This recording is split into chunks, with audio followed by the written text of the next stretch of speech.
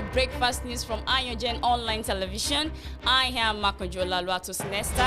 Here are the headlines. On our local news this morning, troops raid markets where terrorists buy IED materials to make explosives. Aggrieved Ekiti monarchs approach government, insist on hosting LCDA headquarters. On our political news this morning, court dismisses suit seeking to reinstate secondos. Call for C-section fastest way to extinctions, says Osibanjo. On our business news this morning, AOG 2021, Angola Minister of State for Economic Coordination promotes investment and localization. On our sport news this morning, why I chose Nigeria over England, says Ike Ugbo. Health news this morning, COVID-19, Osun to begin aggressive public enlightenment against Delta variant. And on our foreign news this morning, Trump to serve as commentator as Holyfield returns to the ring. And on our entertainment news, Idris Abdulkarim mocks DSS over robbery incident. We'll be right back to hear the details.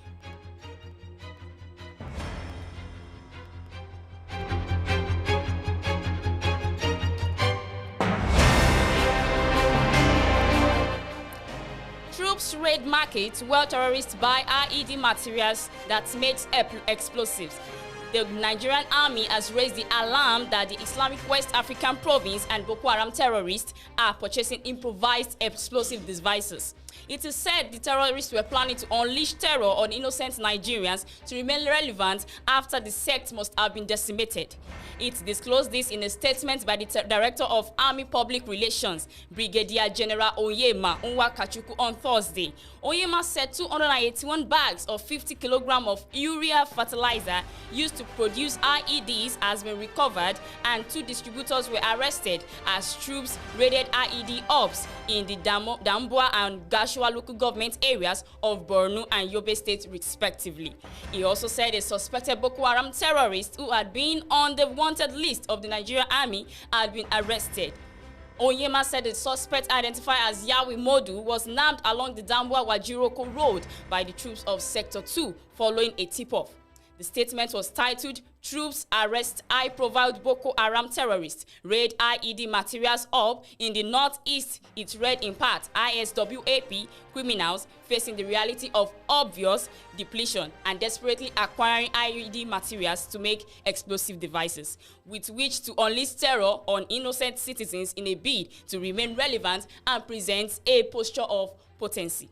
Urea fertilizer has been banned by the government because it is used as a major component for manufacturing IED by terrorists. The suspects and materials recovered are currently undergoing parliamentary investigation. Also following a tip-off, a wanted BH or ISWAP terrorist, one Yawi Modu, who had been on the wanted list, was nabbed along the Damboa-Wajiroko road by troops of Sector 2, Joint Task Force Northeast Operation Adinkai. It read in part, ISWAP criminals facing the reality of obvious depletion are desperately acquiring IED materials to make explosive devices with which to unleash terror on innocent citizens in a bid to remain relevant and present a posture of potency. In a sting operation conducted, a total of 281 bags of 50 kg of urea were recovered from the warehouses in the market, and 2 notorious BHT distributors were also arrested. Aggrieved Ekiti monarchs approach government, insist holding LCDA headquarters. 7 traditional rulers in Ekiti State who led their subjects on Wednesday to protest against the sitting of the headquarters of the Ikole West Local Council Development Area in Nijesha, Ishu, Ekiti, met the State Attorney General and Commissioner for Justice, Olawale Fakponda, on Thursday.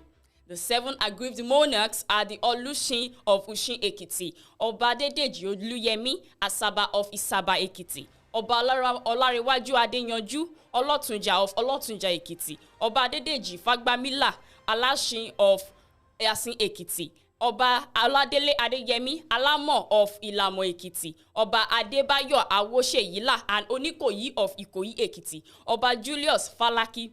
The aggrieved are the prospects which they also presented during the meeting, which was at the instance of the AG, who is also the chairman of the LCDA Implementation Committee.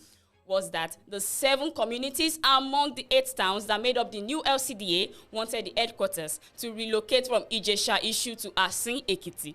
The 7 traditional rulers led prominent sons of the communities to the peace talk, just as Ijesha-Ishu Ekiti team was led by their traditional ruler.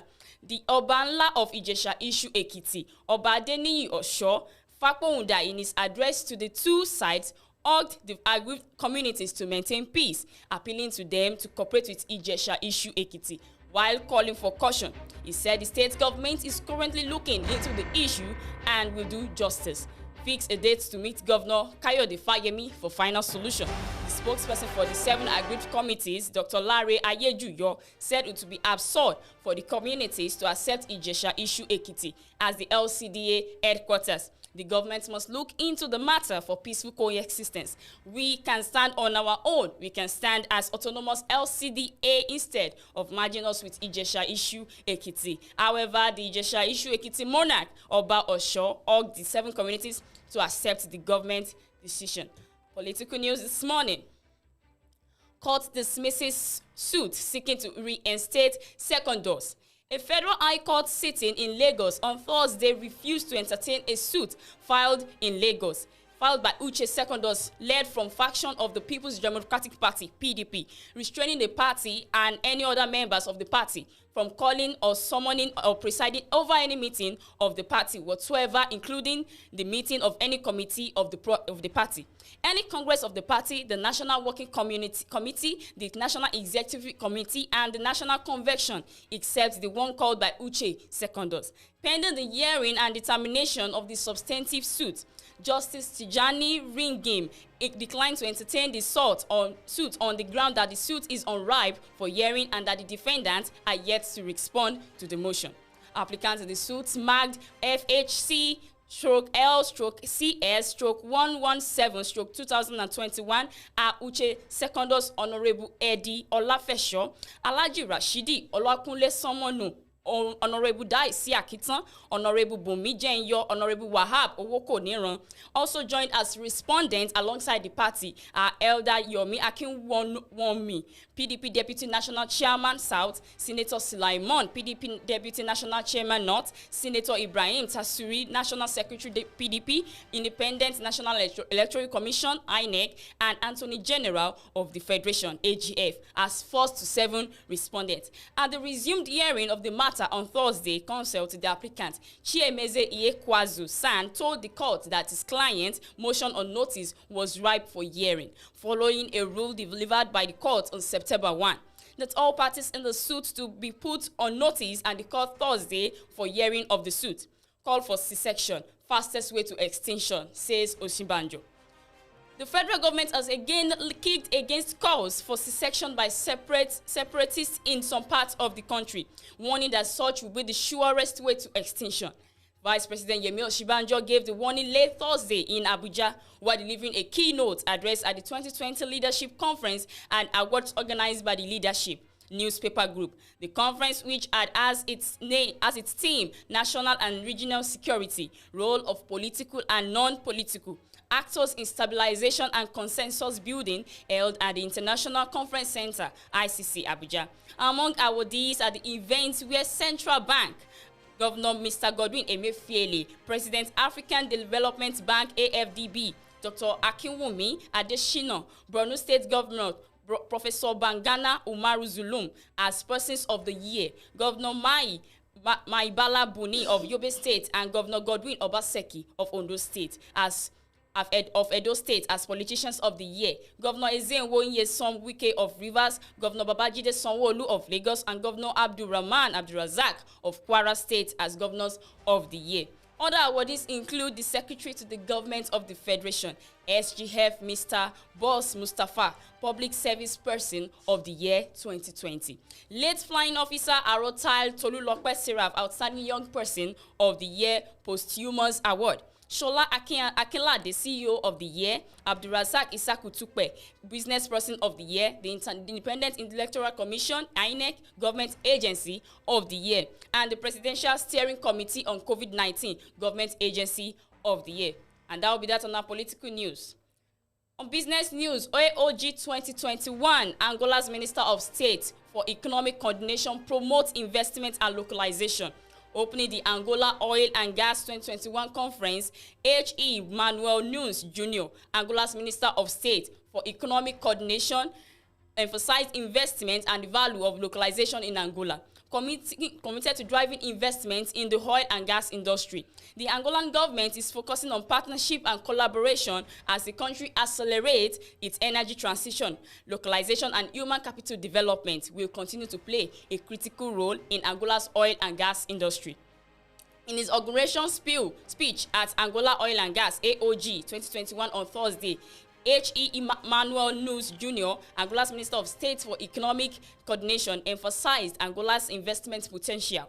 The minister highlighted the government's plan to accelerate growth in the Angolan energy industry through improved legislation that focuses on supporting and enhancing local business development. Our most important strategy in the energy industry continues to be human capital and the increased participation of local companies to supply products and services made in Angola to support the oil and gas sector. As we shift focus to energy transition efforts, we must implement investment initiatives that foster skills development that will drive the hydrocarbons industry into a cleaner and brighter future for Angola. He said, in 2020, the Angolan government approved new legislation focused on maximizing the benefit of the oil and gas industry. With value chain to promote local content, a task supervised by the Agnicia Nacoldo Petroleos by Compensatives, ANPG. So we're going to go on a short break now. Right back.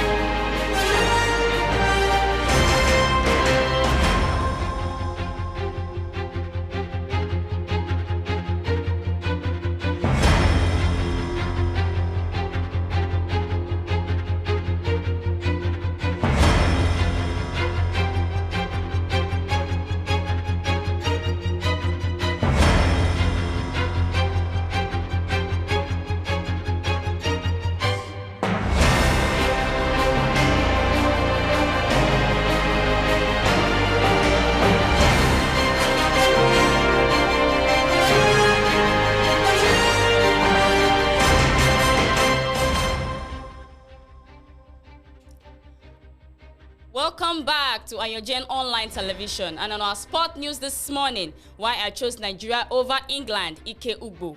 Jeng forward Ike Ugbo has explained his decision to commit his international allegiance to Nigeria over England. Ugbo was born in Lewisham to a Nigerian father and represented the Three Lions at under 17 and under 20 levels. Nevertheless, in 2020, the 22-year-old chose to play for the Super Eagles at senior level. In a chat with Sports Football magazine, he said, "I choose Nigeria, and right now we are getting the papers in order. The chance of playing at the FIFA World Cup is part of it. I think I have more chances with Nigeria than with England. Also, I grew up with images of the Nigerian national team and always follow their strikers, especially the guys who came to England." On our health news, she advised residents to avail themselves the COVID-19 vaccination and ensure that they are administered with the first and second doses as part of protective measures.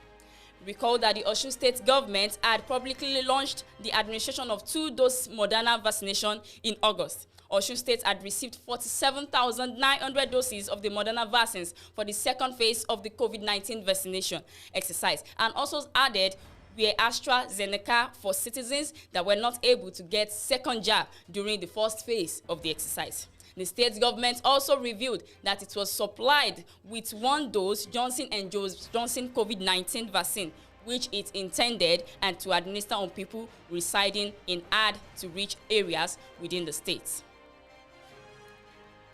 On entertainment news, Idris Abdulkarim mocks DSS over robbery incident. The music star takes a swipe at the security agency. Nigerian veteran rapper Idris Abdulkarim has mocked the Department of Security Service (DSS) over the loss of case file on associate of Yoruba Nation agitator Sunday Igboho to armed robbers.